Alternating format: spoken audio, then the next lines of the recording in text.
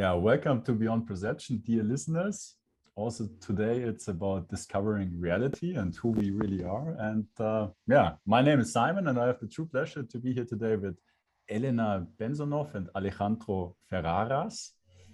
Elena, with over 20 years of experience, you are a pioneer in the field of functional, regenerative, and quantum medicine and the founder of holistic.com. Alejandro, you're the founder of Life Flow Catalyst, and you're using your intuition, your gifts for, I believe, also over 20 years to help people live a life abundant in love and joy. And the both of you, you're offering vibrational frequency analysis. That's also how we first connected. And you're leading and hosting Vibrational Revelations, which is also why we're here today. So it's really great. It's a true pleasure to be here with you again. So welcome, Elena and Alejandro. Thank you so much. And we're so happy to be back here with you. Last time we had so much fun. So we said, let's do it again. So did I. And thank you very much for following the invitation and to have another conversation. So I'm really excited. Yes, definitely. You know, we truly appreciate your lists because last time you sent us lists, and of course, it's through questioning, right, that we begin to explore our reality deeper and deeper. And we absolutely love the list that you've created last time, and of course this time too, because many of those principles we've never heard of. For us, it was also incredible insight. Yeah, I'm quite curious what we will be discovering today. And I just told you before, our first conversation was around 6 months ago. And to me, it was very, very interesting and provided some really good new insights. And at that time, we looked at different worldviews. And I believe also today we might look at some new perspectives of worldviews. So I'm quite curious. And probably we will talk about some themes or objects which you don't really hear a lot about, or which are not really in the have a lot of publicity. I believe so. I'm really curious, and look forward to what we're discovering today. Yes, it's definitely very, very nice to confirm what one feels about these different characters, you know, with confirming with numbers, and that really helps you to fine-tune your ability to discern what is and what is not, right? Yes, absolutely. And I don't know, before we start, one thing I wanted to ask you, because we had, gladly or luckily, we had quite some new listeners joining over the last month. So I don't know, I believe not all the new listeners, they know about the scale of consciousness or what you're doing exactly. And they might also not have watched our first episode, which I can only recommend at that time to everybody to watch it, because there also you provide a bit of like detailed context about what you're doing. But would you mind just like providing a brief context again, like what you're doing exactly, what are you measuring? Yes.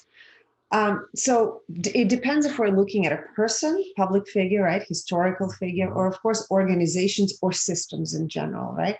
So we look at a variety of different categories. So for example, for people, we look at over 34 categories now, which I believe last time when we did our show with you, since that time we've incorporated quite a few more new categories. So we do apply the scale of consciousness, which originated from Dr. Hawkins, but he looked at one number for each person, and we're looking at the vast amount of numbers.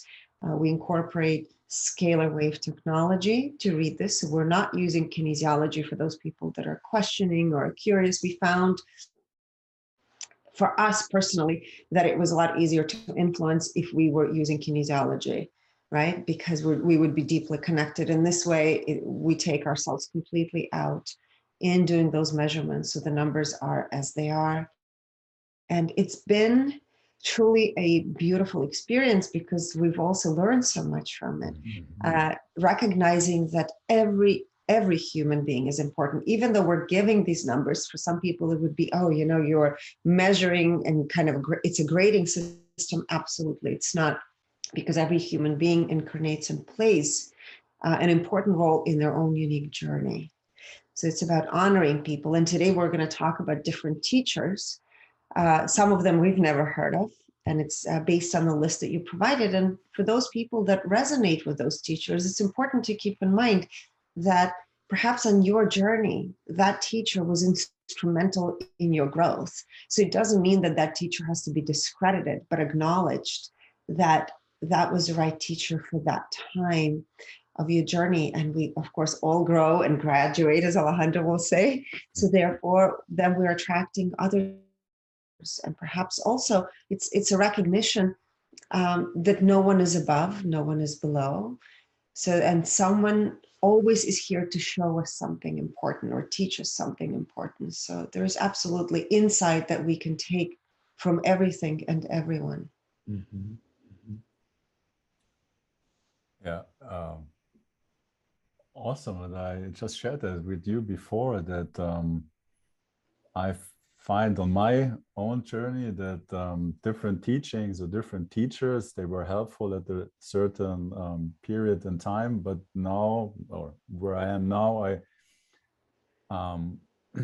I resonate with other things. So it's kind of everything was valuable or helpful, but which I encountered through my life at that stage, but it's not better or worse than something else. So that is something I'm realizing for myself more and more, that the experiences are not better in a way, or but they're just different in a sense. So that's something I'm reflecting on, and and that's also the scale of consciousness I find very helpful as a concept to see that there is a different that there are different experiences a human can experience, but they're not necessarily better or worse, or someone who is at a certain frequency is bad or so. It's just different. So that's something I learned also thanks to you. So. Yeah.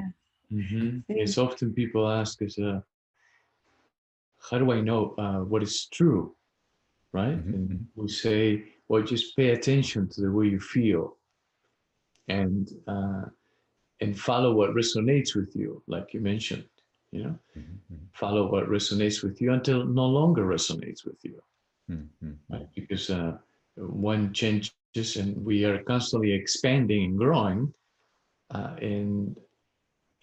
but by paying attention and tuning into the way we feel, then we can decide if we remain where we're at or we're ready for something new, right? And I just thought about it because we actually did a vibrational frequency lifetime analysis with you, right? We did the frequency and the lifetime. Yeah. And you can see your own journey, right? Through all the numbers. Yeah. And this is a great way to reflect of perhaps what you were attracting at that time was an absolute match for you, right? Or it gave you enough space to grow into that frequency of that time. And then, of course, you've graduated from that frequency. So therefore, you're attracting something very different at the moment. Yeah. Have you come across to a teaching now for the second time that you didn't pay attention to 10, 15 years ago, and that now it resonates, but it didn't before? Yeah, what I realize is, so I have resented the Bible, yeah. Yeah, and God, like how I got introduced to God as a personified like person. What I now interestingly experience is that I can make sense of things which are in the Bible, yeah. So I can see them, or I don't know, like understand is maybe the wrong word, but discern. But I see that. The truth is a big word, but I can see what it refers to, what it relates to, and so what I recognize. Well, it's interesting. I'm not reading the Bible, but I get introduced to like Bible passages or quotes or so, which yeah, true, yeah. So that makes sense, yeah. And so so that's maybe an example where I can see how I find things which I have been exposed to, but I like that sounded so much for doctrine and suppression at that time. I couldn't see like without, or I see now my perception is less influenced by what other people say or what I experience. I can see more clearly, and I find, yeah, and then that's maybe an example. Yeah, so I can. Yes, that's perfect. Yes, I totally agree with you. I think we all have experienced that somehow, you know. Definitely. Wonderful. Huh. And one question though, would you say that that the scale of consciousness is also a scale of truth, that the higher the level of consciousness, the more truthful the theme or the object is, more aligned to whatever absolute truth, or yeah, there you go. You just brought up, I will say, the word that makes the difference: absolute truth, right? Because if we just say about truth, my truth doesn't have to be the same as your truth or her truth, right? And as you know, depending on the levels of consciousness the one is experiencing, that truth could changes in a way, right? Yes. Because the way we process the perception, what we perceive, changes too based on the information that we're paying attention to. Like you mentioned, the things that people say or share with you, as you vibrate higher and you experience higher levels, you tend to pay less and less attention to the intellect or the information, and more to pay attention more to your inner voice, to your inner guidance, which is linked to intelligence, right? So I will say that when it comes to the absolute truth, that is pure alignment with source, pure alignment with the God energy that you're carrying, that everyone carries, right?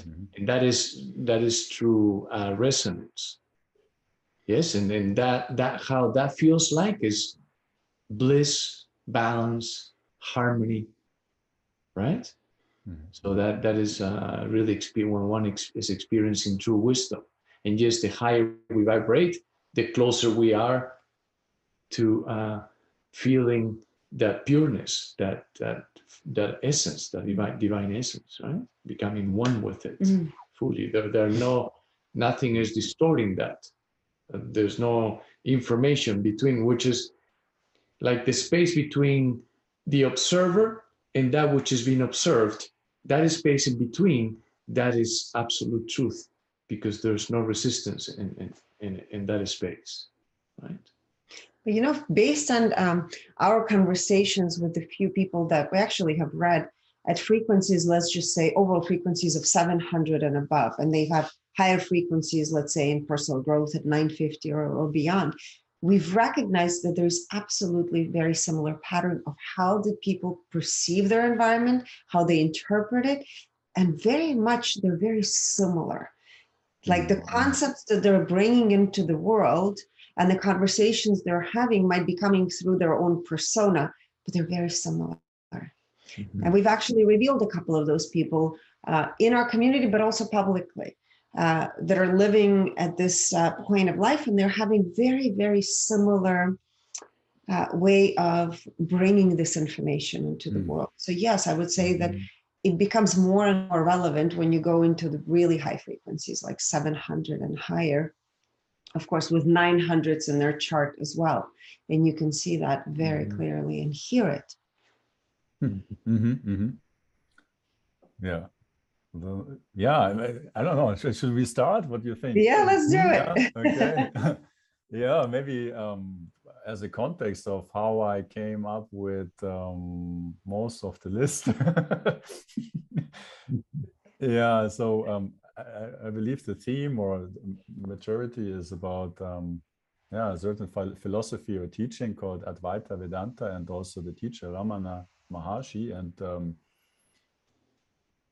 yeah, I discovered Ramana Maharshi and the book about him I believe, yeah, maybe 5 months ago or so. And yeah, it resonated very much with me, and yeah, helped me shift and change quite some perceptions. And yeah, also touched me beautifully. So yeah, I would love to take this as an opportunity. I don't know, like also maybe a tribute, because yeah, he's not yet, or yeah, I mean, yeah, so that possibly like whoever is intrigued, inspired, yeah, maybe one of you listeners to investigate a little bit further. Yeah, but of course I have no idea what we will be disclosing today. So yeah, yeah, let's go. What do you think? Should we start with Advaita Vedanta? Yes, of course. Should I share a few sentences what it is, or yes, Yes, if you like, yes. Yes. and of course, a disclaimer, I'm not a scholar here. I'm just sharing with the best of my abilities and understanding. Advaita Vedanta is a school of Hindu philosophy and spiritual experiences to realize the self and gain liberation from suffering. And in Advaita, which literally means non-secondness or not two, which is also often translated as non-dualism, liberation, moksha, Sanskrit, liberation from suffering, rebirth is attained through disidentification from the body-mind complex, the ego, and also the notion of doership, by acquiring knowledge of one's true identity as the self. And the common practice is neti, which is Sanskrit for not this, not that, to kind of discard the illusions, such as thoughts, feelings, experiences, perceptions, identities, to be left with the only reality, the self. So yeah. Beautiful. All right. So the overall vibrational frequency is 500, which is the frequency of love. And so that was the only number we measured as far as frequency. And now we'll go into percentages, right? And percentages also give you an indication, like we're looking into integrity, right? Integrity of this philosophy. And the integrity is 97%. Okay. Of course, then we're looking into alignment with divine purpose of this philosophical movement, and it's 98%. So it's very much aligned. And the alignment with the mission of when this idea was birthed, right? And it's 100%. And the transparency of this philosophical system is 96%. So I think it's pretty solid, right? So and there's an offspring, or it's called Neo-Advaita, which emerged out of Advaita Vedanta. Did you also measure that? Yes. Yeah, it's the differentiation is that it does not include the traditional language and cultural frames, but just emphasize the direct recognition of the non-existence of the ego without the need of any preparatory practices. And there are some critics about it, that it might lead to only to false intellectual knowledge, but not a true realization of the self. Fascinating. Okay, so the overall frequency of Neo-Advaita is 250, which is valid. Okay. There you go. Yeah. Okay. Interesting. So we're looking at integrity. Again, this is integrity of the system to the system, right? And how loyal the system is to its beliefs, right? And it's 100%. As Alejandro said, it's all about the frequency matching with integrity. So, and the truth, right? So what is the truth? So we're looking at the 250 and how loyal they are to that truth. Alignment with divine purpose, 100%. Alignment with its mission, 100%. And transparency is 94%. Interesting. Yeah, Interesting. Yes. Thank you very much. Yeah. Yes. So Ramana Maharshi, I believe he is not part of any philosophy or system, but he was kind of connected to Advaita. And born in 1880 in India. He at the age of 16 had a death experience where he became aware of his true I or self. And this resulted in a state that he later described as the state of the jnani. And yeah, 6 weeks later, he left home and journeyed to the holy mountain Arunachala in Tiruvannamalai, India, where he took on the role of a sannyasin, which means renouncing of material possession, and remained there for the rest of his life until his death in 1950. And he attracted devotees that regarded him as an avatar and came to him for darshan, the sight of God. And in later years, an ashram grew up around him, where visitors received spiritual instructions by sitting silently in his company, asking questions. And since the 1930s, his teachings have been popularized in the West and also resulting in his worldwide recognition as an enlightened being. Yeah, that's as a context. Yeah. Mm-hmm. Ramana Maharshi incarnated at the frequency of 250, which is the level of neutrality, and was born at the frequency of 100, yes, the level of fear. His overall frequency was 500, level of love. Oh? So he was in the flow. When it comes to health, he viewed health through the lens of love as well, 500. Finances, 310, level of willingness. Creativity, 600, level of peace. Relationships, 500, level of love. Personal growth, 875, which is, enlightenment begins at the level of 700, right? So you go away to 1000. Philanthropy, 500, level of love. Intuition, and this is not how intuitive he was, but what a filter he applied when the information came to him, or came through to him. And it was 450, which is the level of reason, intellect. And with an intuition, now we measure clairaudience. And for him, it was 250. That is the filter that he activated when the messages came through the category of clairaudience, right? Clairsentience, 540. That is the level of joy. Clairvoyance, 450. Claircognizance, 500. Knowing, right? Now we also have incorporated the intelligence aspect, and we measure IQ, EQ, SQ, and AQ, but through the eyes or the lens of consciousness, right? That's not the conventional way of measuring the IQ. So, and for him was under IQ, which is the, he activated the filter of neutrality, yeah? EQ, that is the emotional quotient, 350, level of acceptance. SQ, social quotient, 250, level of neutrality. And AQ, that is the adversary quotient, is at 350, level of acceptance. Now we go into percentages, from 1 up to 100%. And in the joy as of how much fun he was having playing the role of Ramana Maharshi in this reality, and it was 90%.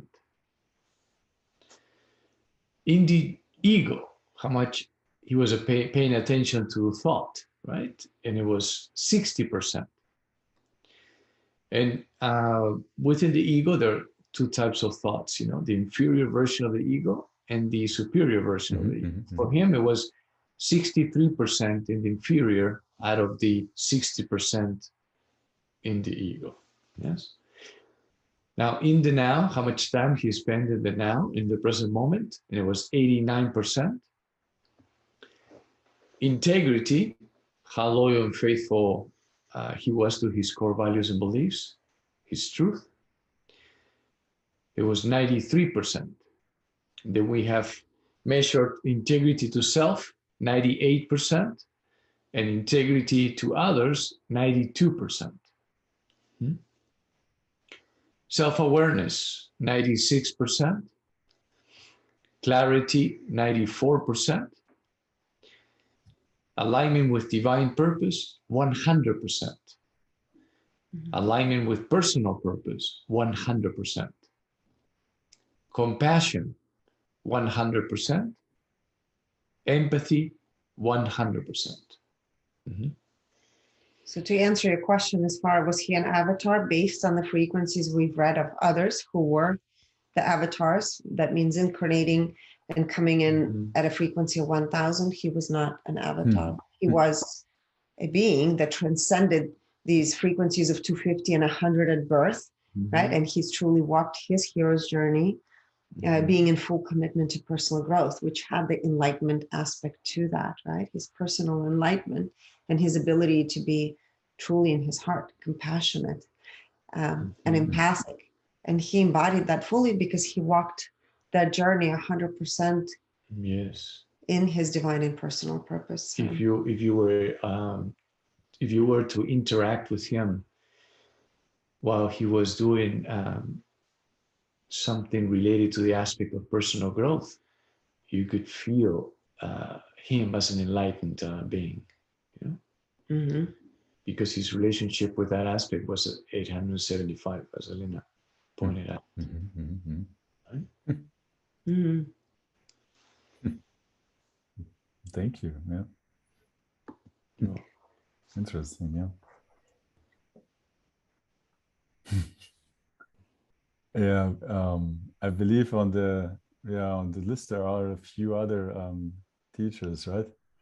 So I believe the next would be Nisargadatta Maharaj. Okay. Who was also a teacher of Advaita. He lived from 1897 to 1981.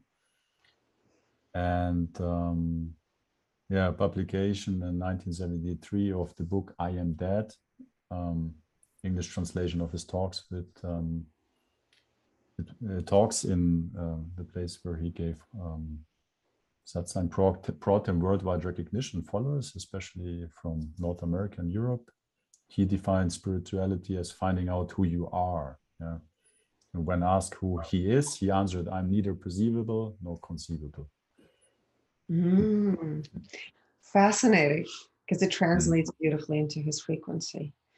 So he incarnated at the frequency of 200, courage. And he was born at the frequency of 50, apathy. And of course, he, I'm sure, walked a hero's journey, because it takes a lot to overcome this 50 frequency, right? Which is apathy, disassociation. So it also says he was born into a very challenging environment, right? And his overall frequency was 250, which is neutrality. So as you just said, I'm neither that, right, nor that. And this is, I would say that what we're about to reveal is a great example of how there is a perfect teacher for every stage of our evolution, right? So let's go through that. Health he viewed through the lens of fear, 100. So there was that unprocessed emotion of body, mind, and soul connection. Finances he viewed through the lens of 250, which is neutrality. Creativity, I would say creativity is about what inspires a person, and when they feel inspired, how do they take action? And for him, it was a frequency of 400, reason. So it shows that he had a very creative mind, having this analytical approach to his creative flow. Relationships he viewed through the lens of 250, neutrality. Personal growth, 250, neutrality. Philanthropy, the art of sharing and giving. And just remember that when we give this number, it's not just to others, but everything is a reflection of self, right? And in his case, it's a frequency of 50, apathy. So there was definitely a disconnect there. Intuition, overall number for intuition is 250. Under the aspect of clairaudience, it's a frequency of 100, fear. Clairsentience, 250. Clairvoyance, 250, and claircognizance, 250. Now, under the aspects of intelligence, IQ, 250, neutrality. EQ, also 250, neutrality.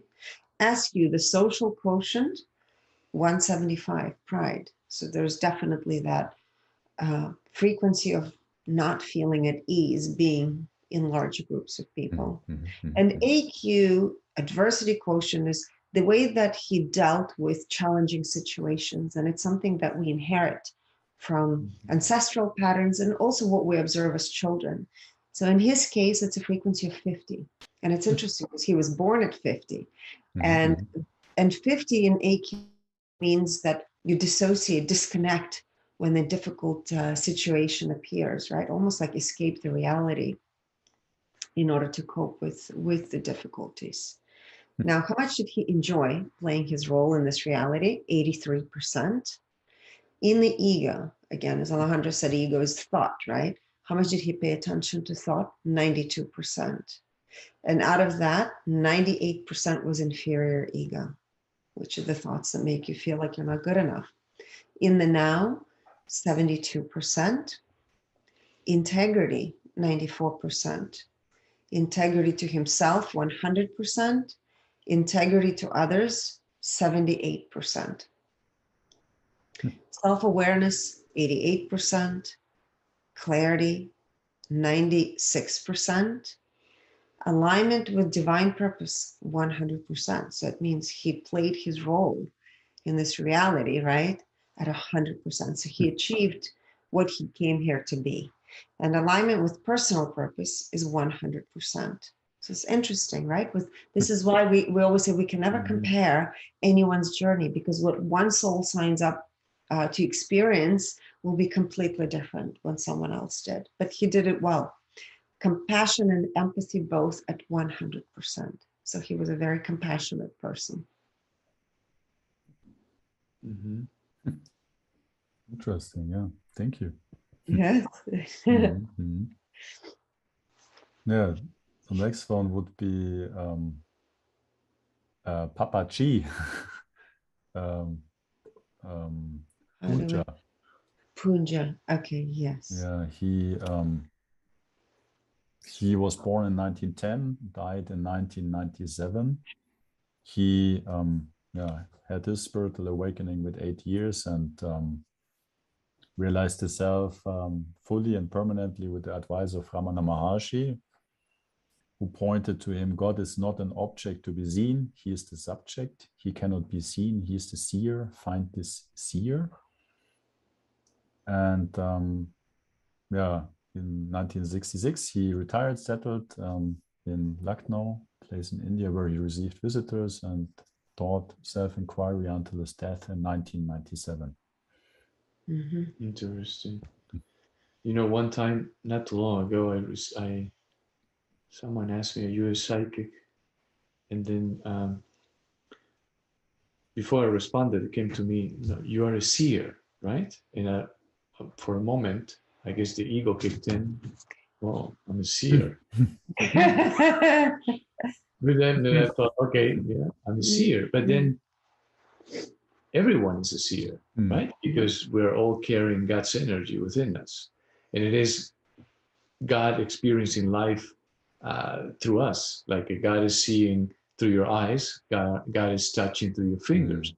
So everyone is a seer, right? And it matches what, in a way, what he said, that he's a seer. I wouldn't call it he or she, because that would be personalizing God, right? And limiting it in a way. But yes.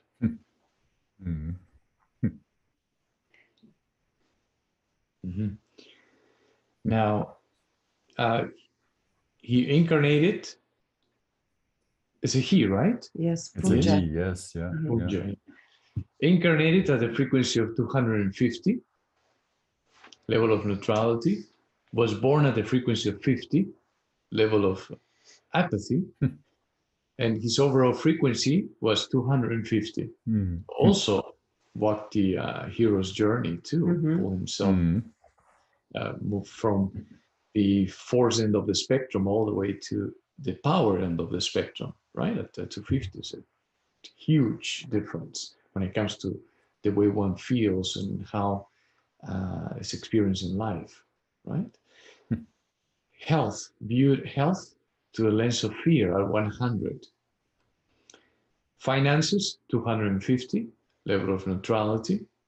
Creativity, 400, level of reason. Relationships, 100, level of fear. Personal growth, 400. Philanthropy, 50, level of apathy. Intuition, 250, level of neutrality. Within intuition, we have clairaudience at 250, clairsentience, 250, clairvoyance, 200, and claircognizance, 250. Yes. Under the intelligence aspect, we have IQ at 250, EQ, 175, SQ, 250, and AQ, 50. The numbers are kind of similar to what you just the previous, shared, right? Mm-hmm. Interesting. Yeah. In the joy, 95%. In the ego, 100%.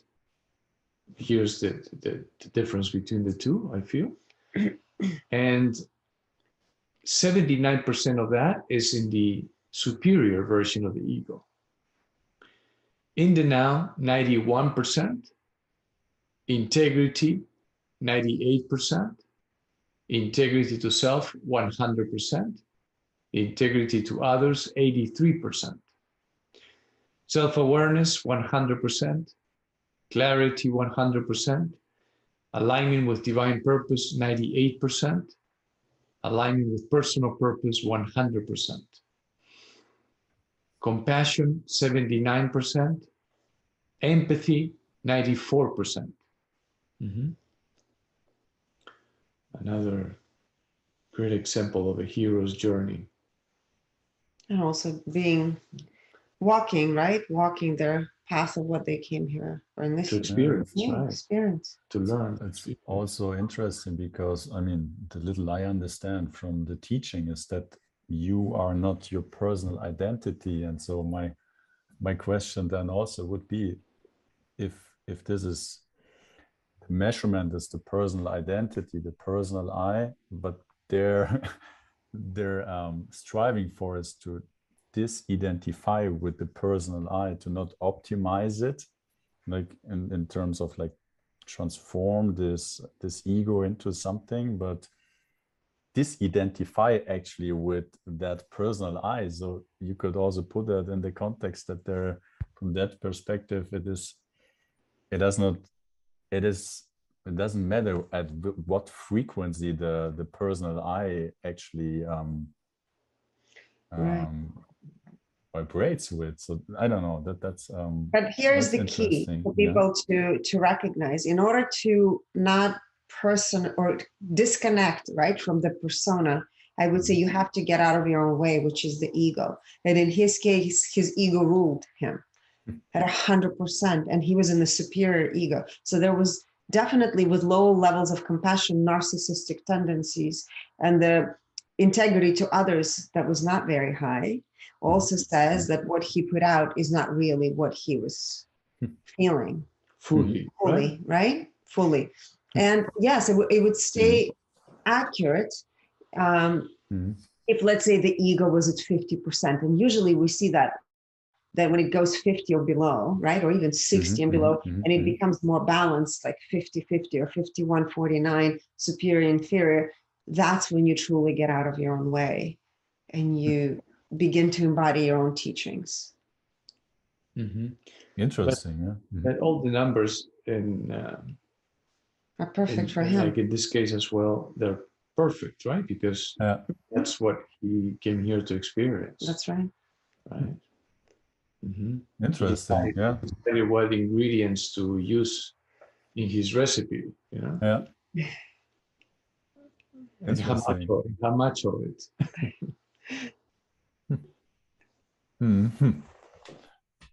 Yeah, I believe we have one or two more teachers, no? And then, yes, a couple more. Yeah. Okay, the next would be Ramesh Balsekar. He was a disciple of Nisargadatta Maharaj, and yeah, wrote many books, and also received guest daily. He lived from 1917 to 2009. Yeah. Mm. All right, Ramesh Balsekar, incarnated at the frequency of 350, born at the frequency of 50 apathy. So again, this had massive level, right? A frequency. And his overall frequency was 350 acceptance. So he looked at the world through the lens of acceptance. Now, health, he viewed through the lens of 350, again, acceptance, finances, neutrality, 250, creativity, 400. So he had a creative mind. Relationships, he viewed through the lens of pride, 175. So that was not fully processed, right? Personal growth, 540. Joy. So it brought him joy to do things related to personal growth. Philanthropy, 175. Intuition, 350. And under intuition, clairaudience, 350. Clairsentience, 400. Clairvoyance, 250. And claircognizance, which is that inner knowing part, is 500, love. Under the aspects of intelligence, IQ, 250, neutrality, EQ, 350. So he relied more on the emotional intelligence. And we talk about it a lot because emotional intelligence is far superior than intellect. SQ, social quotient. How did he do in large groups of people? How did he feel? And for him, it was a frequency of 200, courage. And AQ, the adversity quotient, is 50, which is disassociation, disconnect. He enjoyed his role, 98%. So he had fun being himself. In the ego, 93%. And out of that, 96% inferior ego. So again, that ego is high, right? In the now, 97%. So he was very much connected and present. Integrity, 100%. Integrity to himself, 100%. Integrity to others, 94%. So I would say that's high level of integrity based on his own belief systems. Self-awareness, 100%. Clarity, 100%. So it's an indication that he mastered that frequency of 350 because his level of perceived inner and outer world and his clarity was at 100%. Alignment with divine purpose, 100%. Alignment with personal purpose, also 100%. Again, he walked his journey exactly as he was meant to do it, and he did it. Compassion and empathy, 100%. So he was also a very compassionate person. Mm-hmm.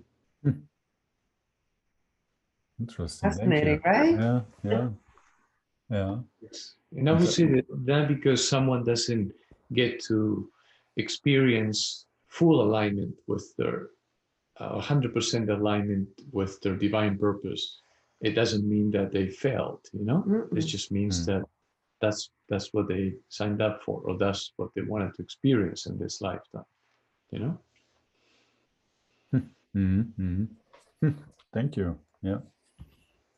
And the last but not least, as a teacher, he's the only living one, is Liquorman. He was a student of Ramesh Balsekar, and according to him, he became enlightened in 1989. He has written several books and shares non-dual teachings through the so-called Advaita Fellowship. Interesting. Wayne incarnated at the frequency of 200, level of courage, and was born at the frequency of 50, level of empathy. And his overall frequency is 350, level of acceptance. He's still alive, right? Yes, he is. Yeah. He views health through the lens of fear at 100, and this is like the why behind it, right? That's of what emotion gets activated when we're making decisions related to the aspect of health. Yes, what is the the narrative that happens, right? I said, rather I do things because I don't want to be sick, I don't want to get sick, I don't want to look like this or feel like that. That has a fear element. Or if I say I'm doing this because I feel better when I do it, or I experience a better feeling, then the decisions are not being made based on fear, are being made based on a higher frequency. So it has something to do with the level of health that one is experiencing. He could be very healthy now, you know, but eventually I will say that often happens that if that fear gets activated too often, then eventually will impact our physicality, and it will show up in symptoms to let us know that there are imbalances things that need to be balanced, right? Finances, he views finances through the lens of acceptance at 350. Creativity, 400, level of reason. Relationships, 350, level of acceptance. Personal growth, 700. That's the level of enlightenment, or where enlightenment begins. Philanthropy, 250, level of neutrality. Intuition, 350. Within intuition, we have clairaudience at 350, clairsentience, 350, clairvoyance, 350, and claircognizance at 350. Under the intelligence aspect, we have IQ at 310, which is the level of willingness. EQ, emotional quotient, is at 500. No, that's wonderful. SQ, 400, and AQ, 200. Now we're going to Indi Joy, 98%. That's great. So he's having a blast with the role that he's playing. He's weighing in this reality. Great. He's enjoying himself. In the ego, how much he pays attention to thought is 85%. And 78% of that is the inferior version of the ego. In the now, 95%. Great. Also, it's a reflection of his commitment to personal growth, right? That's 700. Integrity, 100%. Integrity to self, 100%. And here I'm a little disappointed about this measurement. What comes now? Yeah, integrity to others, 100%. He's in full integrity. It's beautiful. Okay. It's really special. Yeah. Nice. Self-awareness, 97%. I was kidding when I said I was. I imagined. Clarity, 96%. Yeah. Alignment with divine purpose and personal purpose is at 100%. Compassion, 100%. Empathy, 100%. Energy purity, 100%. And then this case means that he is embodying the 350 frequency, you know, the level of acceptance, fully. So he's at any given moment will be experiencing the next level up, which is the 400 level, right? But for him, will be a lot easier to transcend to higher levels because he already knows what the 700 level feels like under personal growth, you know? Now, dimensions. When it comes to dimensions, he's experiencing the fifth dimension 79% of the time. And this includes also during dream state. Yes. And I'll say this is actually an unusually high number for someone with 350 frequency, but it also makes sense because his work is in personal growth and it's at an enlightenment frequency. So therefore, he spends probably most of the time teaching right? And he enjoys it fully. And so it makes sense that his number is so high. And he lives actually what he's teaching, which is beautiful. And what he experiences during dream state is a reflection of what he's experiencing throughout the day, right? Yes. During awakened hours. Yes. Interesting, yeah. Yeah, it's surprising also, yeah, but it's yeah, nevertheless interesting. So thank you very much Is there somebody that you follow? Is that why you're surprised? No, I read but Ramana Maharshi is the one I don't know, follow, but I look into his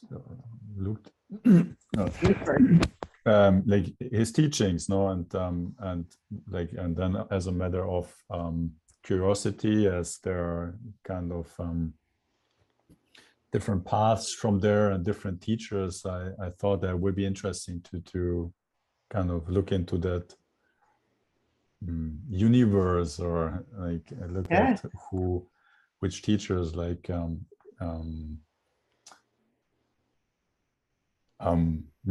following, or like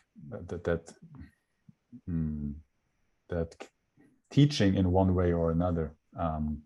Yeah, but I'm not following them in that sense. But yeah, but I know there are quite some followers in the like Europe western part, so that was a little bit like the reason also why to kind of connect them together. So thank you very much for them. There was then also, and I mean, you mentioned before states of consciousness or the scale of consciousness. So I thought it would be interesting to maybe look at different mentioned states of consciousness, and also see at what level of consciousness they measure at with the scale of consciousness, something which is referred to as, it's literally means being consciousness bliss. It's Sat-Chit Ananda, and I don't know. Did you measure that? Let's see, Sahaja-Nirvikalpa-Samadhi. Yes, we did. Sahaja-Nirvikalpa-Samadhi. We did. Yeah, if you like, I can read. So we just measured that word, right? The frequency of that. Frequency of that. And it's a frequency of 1000. Okay. Yeah. Okay. Yeah, that makes sense. Yeah. Okay. Yeah. I can read a little description because it actually reads very nice. Of course. Yes. Yeah. So that is from Ramana's teaching. He thought that the self is pure being, a subjective awareness of I am, that is completely free from the feeling of I am this or that. There are no subjects or objects in the self, only an awareness of being. Since this awareness is conscious, it is also called consciousness. The direct experience of this consciousness is a state of uninterrupted happiness, and therefore the term Ananda or bliss is used for it. And these three aspects, being, consciousness, and bliss, are experienced as a whole and not as separate qualities of the self. Yeah. That's beautiful. I had chills when you were reading it. Like my whole being was confirming it. Yes. They were not as strong as yours, but I was feeling too. Interesting. It matches the frequency, you know. And then we measured the state of Jnana, and it also measured at 1000 frequency. Okay. Yeah. Okay, that makes sense. And then I don't know. You also looked into the three samadhis. So samadhi refers to advanced states of meditation in which either the self is consciously experienced or a deep unbroken immersion into an object of meditation. And Ramana classified basically them into three samadhis. Yeah. Is it the Kevala? Nirvikalpa-Samadhi, yes. That one? Yeah, so one is the Sahaja-Nirvikalpa-Samadhi, which is the state of Jnana, self-realization, and the Jnani is someone who is fully self-realized, and that refers to the final and irrevocable extinction of ego. Okay. So let's do the Kevala-Nirvikalpa-Samadhi. That's that precedes this final stage of Jnana, and it's a temporary, effortless self-awareness, but the ego is not yet completely extinguished. Yeah, so that's 540, frequency of 540, which is joy. Okay, interesting, yeah. And then Makes sense. Savikalpa-Samadhi. Yeah, so that would be self-awareness through constant effort. 400. When attention wanes, self-awareness begins to disappear. Okay, so that's 400. So that's the mind, right? The analytical mind. Right, that was, right. That's linked to the effort, right? The other one, joy, is getting closer to effortless. And then the first one, that would be what you measured before as Jnana, no? 1000. Yes. Okay. Right, that will be without any effort, or just flawless, or in the flow fully, right? Yes. And there's one interesting description to this Jnani, or to this state with Jnana. So the name for this Samadhi is called Sahaja-Nirvikalpa, and Sahaja means natural. Nirvikalpa means without difference. So as described, in Jnani behaves naturally in this state, just like ordinary people, knowing that he is the self. He sees no difference between himself and others, nor between himself and the world. And for such a person, everything is a manifestation of the indivisible self. That's so beautiful. And it's also a confirmation of what I shared a little earlier with you, that we've noticed this pattern with people that we have read and also interviewed who have these high frequencies of example, 700, 850, like Bruce Lipton had this frequency of 850, and higher in his personal growth. You can see this where it's truly a connection to all, right? And a recognition of self within each one. So absolutely, I can see where as you get closer to this 1000 frequency, it reveals itself very similar in how a person is being. Interesting. Yeah. Do we? So the next thing would be to look into a couple of different ways or different routes to self-realization, and the method Ramana Maharshi proposed or taught as the most effective one is what he labeled self-inquiry. So it was literally questioning the mind. I can read a little description. Is the constant attention to the inner awareness of I, or I am, the most efficient and direct way of discovering the unreality of the I thought, the ego. Ramana taught that the I thought will disappear and only self-awareness remains, which results in an effortless awareness of being. And by staying with it, the self-awareness gradually destroys the vasanas, karmic imprints, which caused the I thought to rise. And finally, the I thought never rises again, which is self-realization or liberation. All right. So the frequency of self-inquiry is 200, courage, which to me makes absolute sense. It takes courage to question yourself, right? And everything around you. Yeah. And I always reference this, actually, frequencies to opening your wings, because it takes courage, right? To really jump. Interesting. But there's still some. There's a lot to discover. Right. You can fall, you can jump and fall, but then it's getting up and doing it again. Right? Yeah, interesting. And again, according to Ramana, self-inquiry was the most direct way to realize the self. However, and that's like you could say that also refers to, you could say, the scale of consciousness. He spoke of relative truths and proposed, depending on the understanding or progress of the devotee or student, other approaches, such as the 4 ways or classical ways of yoga. And so my hypothesis is that also depending on where you resonate, a different way might be what you are attracted to. So that would be interesting to see if you measure the difference in these classical ways of yoga. And Ramana called the yoga ways as suppression of the mind. So that's quite interesting. The other one, self-inquiry, as questioning the mind, and the ways of yoga to suppress the mind. So that that's interesting. Yeah, Karma yoga, for example, is the yoga of action. And it's the part of unselfish action. Teaches that the spiritual seeker should act according to Dharma, where there's no direct translation for this word, but you could commonly translate it as righteousness, merit, or religious moral duty. So should act without being attached to the fruits or personal consequences.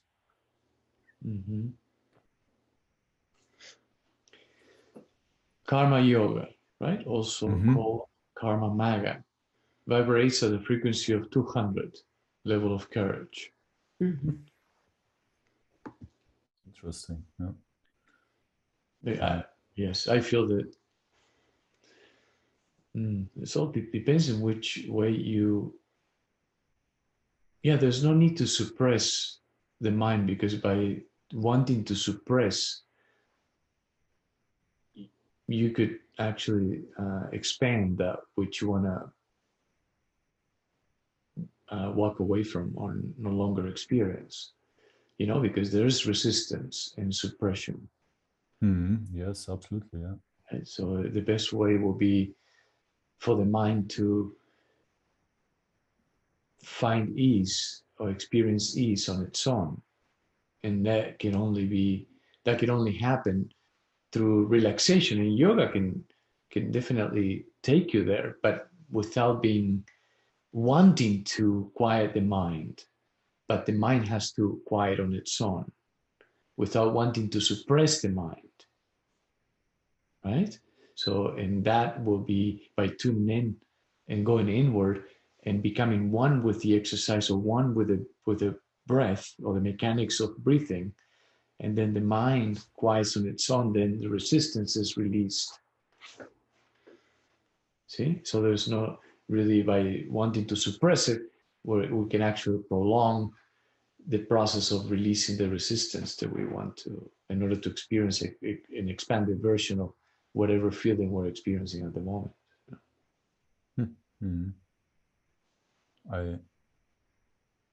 So there are 3 other ways of yoga. One is the yoga of wisdom or knowledge, is Jnana yoga, and Ramana Maharshi was in a way practicing or teaching that, the intellectual path, or essentially deep inquiry to the nature of the self. Makes sense. It's a frequency of 400. So that's very much a mind frequency, right? Analytical frequency, so the inquiry. Interesting. Yeah. And the next one would be Bhakti yoga, which comes from Sanskrit bhaj, means to serve God, a practice of selfless devotion and recognition of the divine in everything. And the intention when practicing Bhakti yoga is to devote oneself to the divine in everything, thereby realizing the union of the individual self with universal consciousness. Interesting. What the difference will be between the one that vibrated at 200 and like the self-inquiry, which is part of the previous one, right? Right. But the previous one vibrates at 400 instead of 200. Yeah. What the self-inquiry vibrates at. But I will say that in this case is the Bhakti yoga, right? It vibrates at 400, which is a great frequency. So it's a combination of the two, right? Becoming one experiencing this oneness by quieting the mind, right? So, but this frequency is still the mind. But it's still that will be interesting to really pinpoint the difference between the two, right? To go in deeper, to why one vibrates at 200, the self-inquiry, and then the yoga technique vibrates at 400 when it's incorporating or mentioning the self-inquiry as well, right? Interesting, And the last one would be Raja Yoga or Ashtanga Yoga, and that's kind of the yoga which incorporates body, mind, spirit in a sense. It's yoga of mind and body control with a focus on meditation and energetics. And it's from Raja Yoga that Hatha Yoga and modern asana practices developed. I see. That makes total sense. Because it's an embodiment practice. And it says focused on meditation, right? It goes with what I mentioned earlier. Yes, exactly. That would be that kind of. Yes, not to prove myself right or wrong, but we mentioned this earlier that it is about quieting the mind, but the mind gets quiet on its own as long as we become one with our breath, and pay attention to the mechanics of breathing. And that's what you just mentioned. That is there are basically like eight steps of yoga. No, it's self-control, it's discipline, it's physical exercises, breath exercises, withdrawal of the senses from external objects, concentration, meditation, and then samadhi, complete realization. So that would be that the embodiment practices. What Raja Yoga would incorporate. So in a way, they become one with themselves by releasing, and the meditation helps to release the resistance, and that makes it easier to feel that oneness. So the frequency is 500. To feel that flow. I know we didn't give it away yet. 500. Sorry. Yeah. Okay. Interesting. I didn't have any expectations, but it's interesting. Yeah. Yes. You can reflect a little bit on that. And another thing, the last conversation we had worldviews, and that was quite interesting. And so, I don't know if you can call them worldviews, but rather maybe creation theories of how what we perceive as reality, is actually created, and there are there are three proposals or theories. I believe the third is where everything we measured last time would fit into, and I can probably just briefly explain or try to explain the first one. No, it's called Ajata-Vada. It was a theory of non-causality, and that means, or that the theory is that, or this from an ancient Hindu view, that creation never happened. It is a complete denial of any causality in the physical world. And also Ramana reinforced this view by saying that it is the experience of the Jnani, the enlightened one, that nothing ever comes into being or passes away, because only the self exists as a single unchanging reality. And it follows from this theory that time, space, cause and effect, all essential components of all theories of creation, exist only in the mind of the Ajnani, which is the unenlightened, and that the experience of the self reveals their non-existence. So. Oh, I have chills everywhere.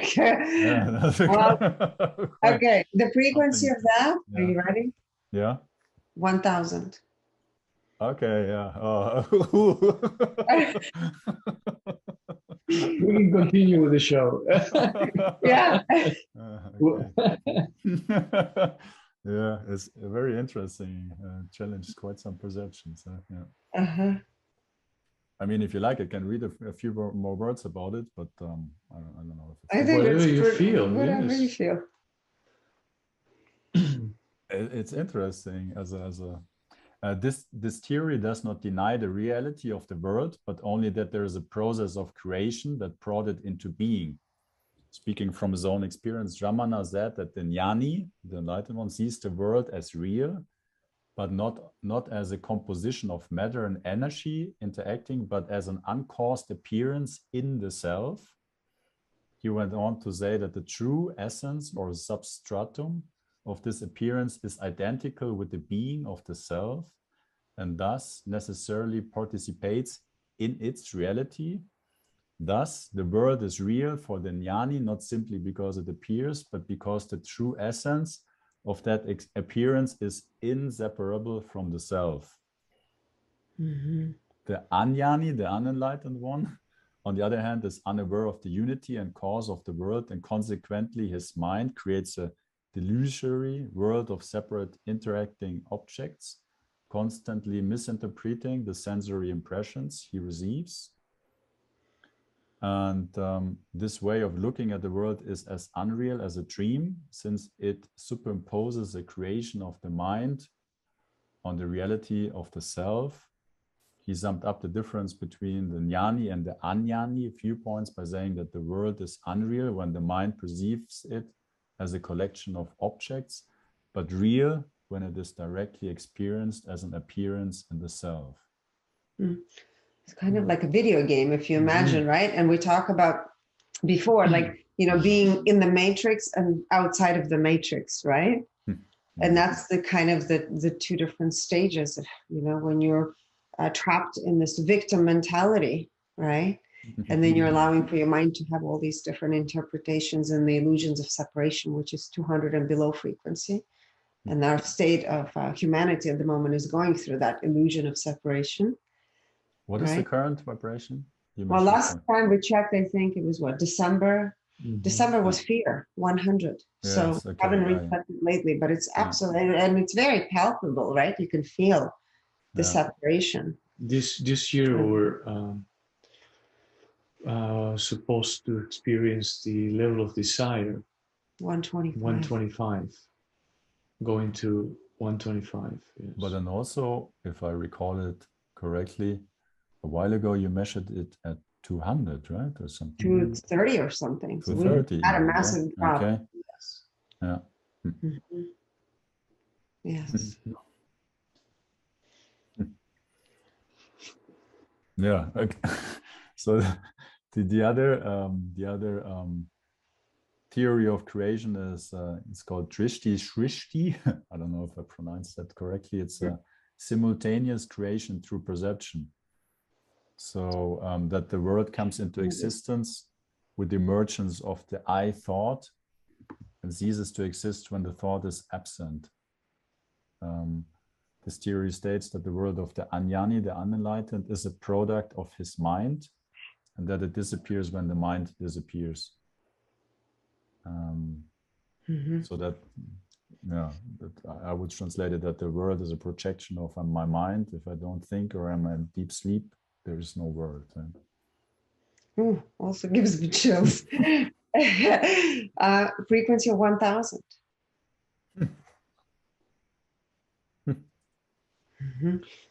It was interesting because when we had the last conversation, the highest worldview we measured, or you measured at 700, and we were wondering what other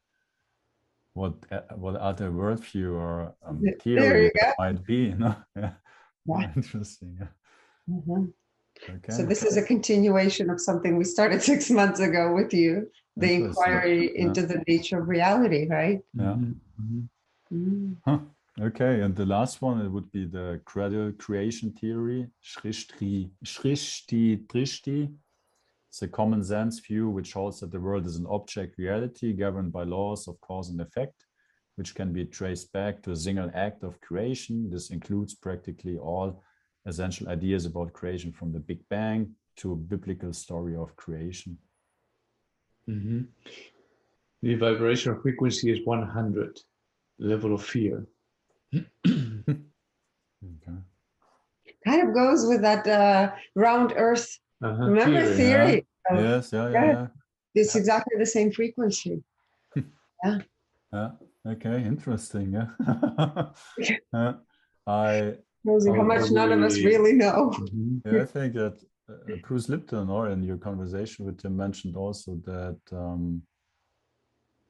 I think he quoted Nature magazine, right? That the study, or someone there published a study that our universe is a mental projection, or a mental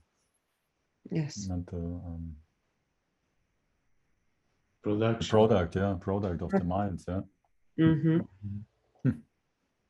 Yeah, very interesting. Hey, thank you so it could be kind of frightening, right? To recognize yourself as a creator, and goes back to actually what he talked about, that we create everything we're experiencing, including this very moment, right, of what's happening in the world, and how important it is to claim your sovereignty and recognize that we are creating with our thought, and how can we shift what we want to experience based on shifting our thoughts.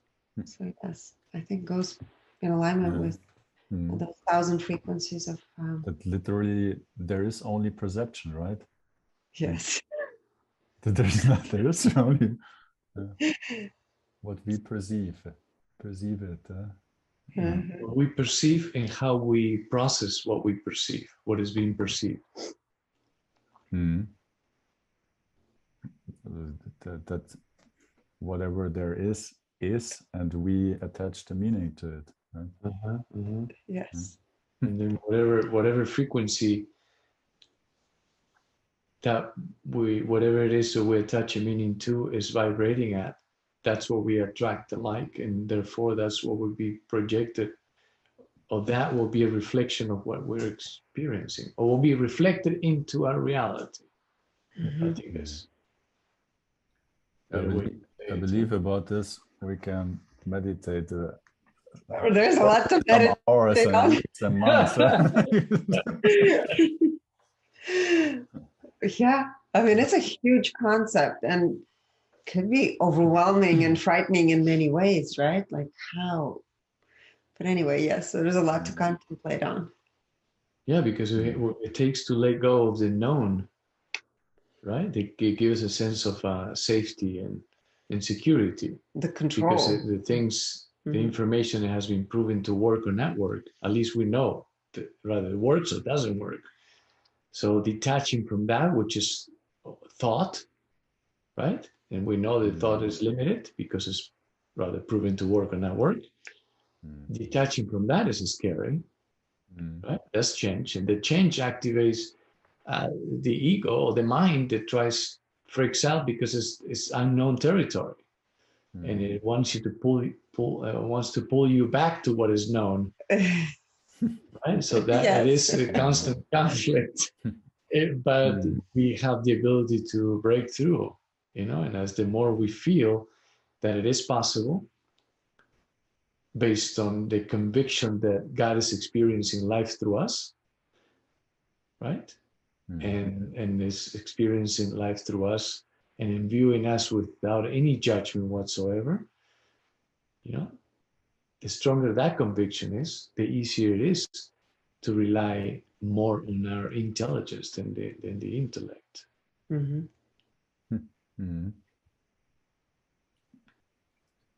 Yeah, maybe the last measurement fits in quite well to that, because if we think of like what is the world, what is reality, are there mechanisms to it, are there laws governing how this perceived reality is projected as a construct of the mind? And one of the things which I encountered and also learned and studied a little bit are the 7 Hermetic principles.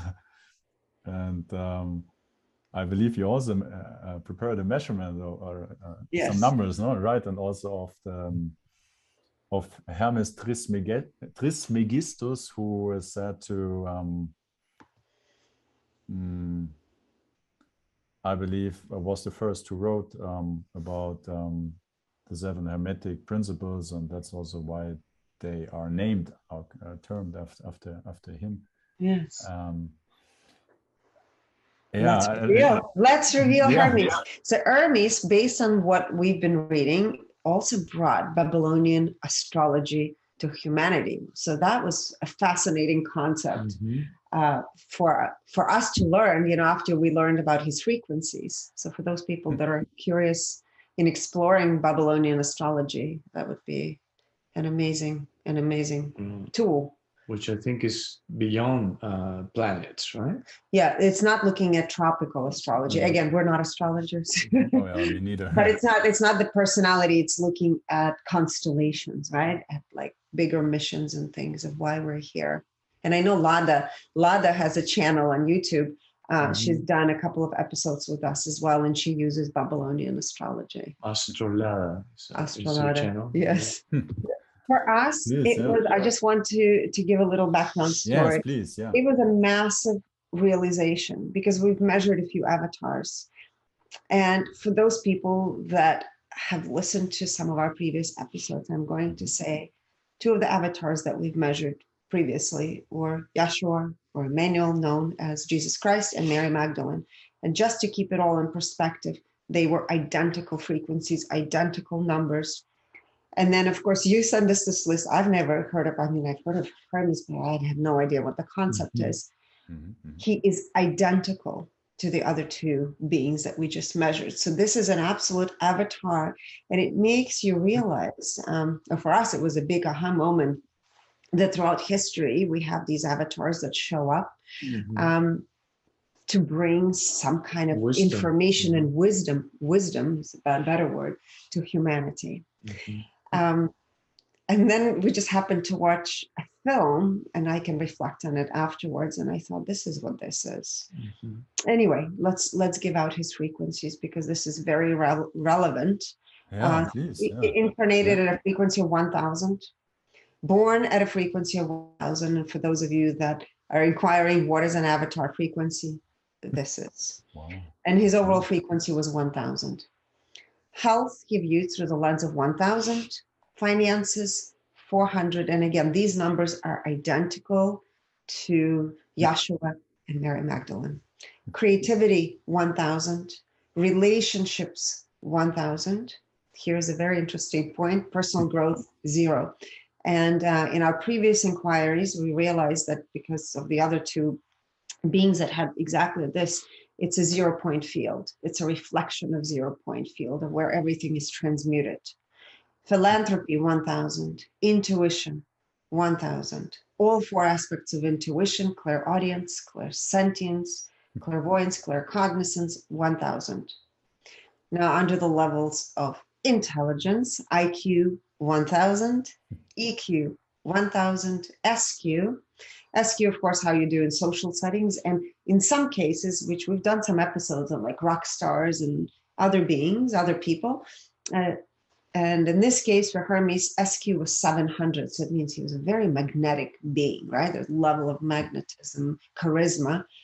AQ, adversity quotient, 500. So he viewed challenging situations with an open heart. Enjoyed his role 100%. In the ego, 17%, and it was 50-50 inferior superior. So this is a great example of what it's like to get out of your own way, right? And to bring the wisdom for humanity.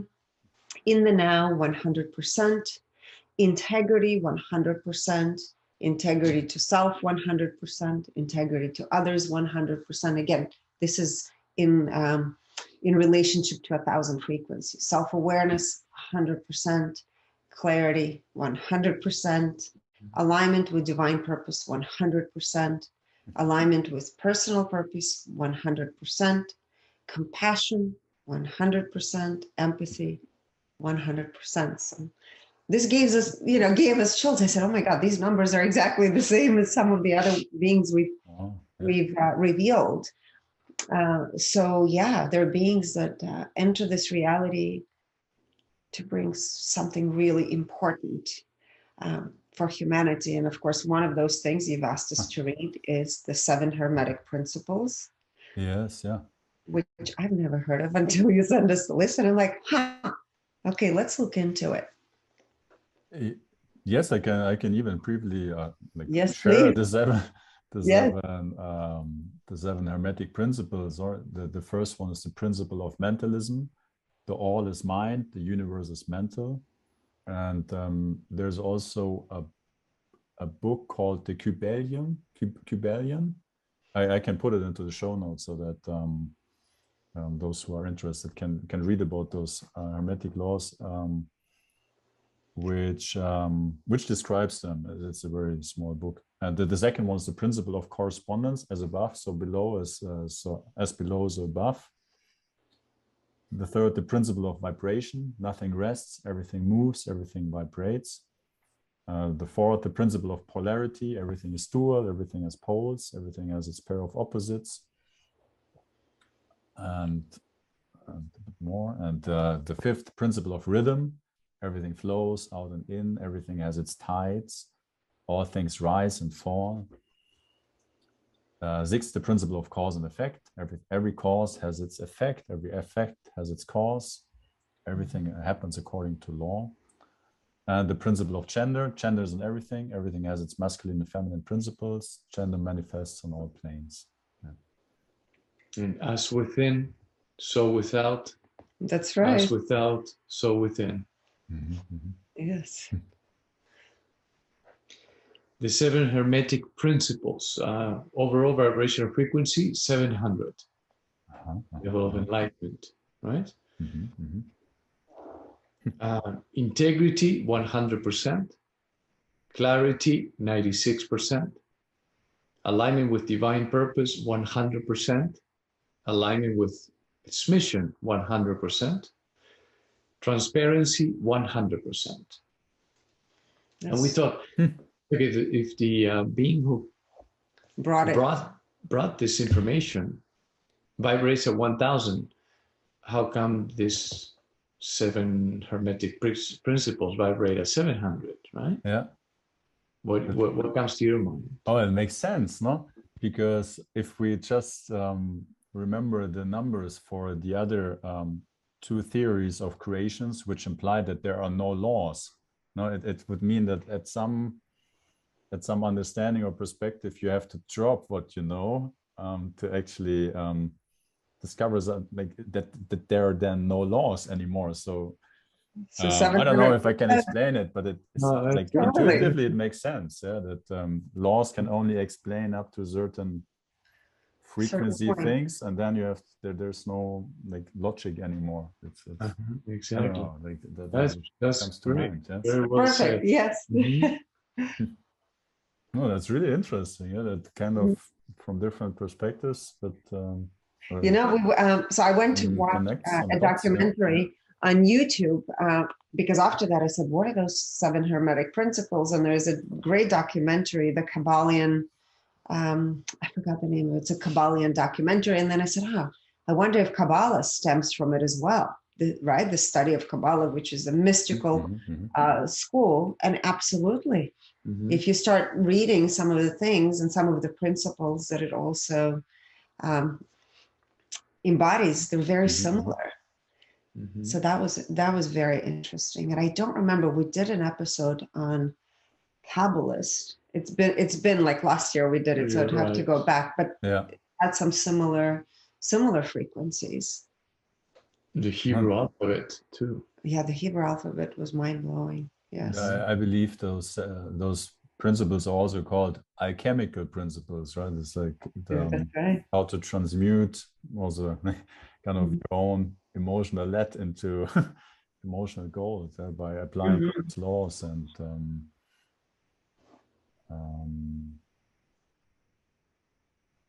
I mean, I'm like, with my personal understanding, I'm just scratching the surface, yeah. But like what I understand, like if you dive into it and you can see how you are creating your circumstances, and by understanding that you see how you're creating your shit in a way, but also to understanding, or you can see how from one perspective you're responsible for your situation, and through that understanding, like I'm responsible, I kind of attracted, created these circumstances, but that also means if I'm responsible, I can also change or create it in a different way. So that Yes. that was something which was very helpful for me to like at least understand, Realize that is extremely and powerful. also apply. Yeah. Mhm. So that, yeah, I have to say with the conversation today, I was not as expected. but, yeah, but very, very interesting, definitely. Yeah, and a lot of food for thought. Yeah. I hope you enjoy surprises. Oh yeah, yeah. I mean, yeah.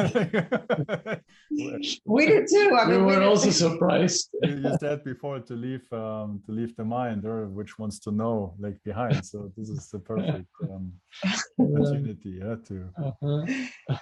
to discover the unknown. Yeah. Uh-huh. Yeah, very, very interesting. Yeah, thank you so much for thank you. You're welcome. So much the efforts and providing us with this information. Yeah. Are we doing Emery? Oh yeah, okay. There's yeah, okay, true. Yeah, I didn't think about him anymore. Yeah, he's We finished on a high note. I think let's leave it at that. Okay, yeah, we can do We it. okay. tried- Yeah, Yes. okay. Then let's leave it That's like that. perfect. Yeah. Another episode. I was better end to. Huh? I think it was a perfect ending to today's. I Close to believe the so gold too. medal. Yeah. Yeah. I mean, dear listeners, no, for like, I will, of course, add your web pages and where people can get learn more about you and also look into your past revelations. I will provide the context and in the show notes so that everybody who is curious, wants to know more, can discover that. Is there something else you wanna share with us, the listeners? I think, I mean, for us, this, as always, this is such a pleasure to, first of all, to have a list and explore something we've never been aware of, right? So thanks to you for putting this together, because it opened us up to exploring deeper and further. And there's so many questions, right? Because it opens you up to realizing, wow, how much none of us truly know. And it's through our mind that we want to control the information and what we're being fed as information. But in reality, there's so much more. And it's also given us an insight of we're truly limitless.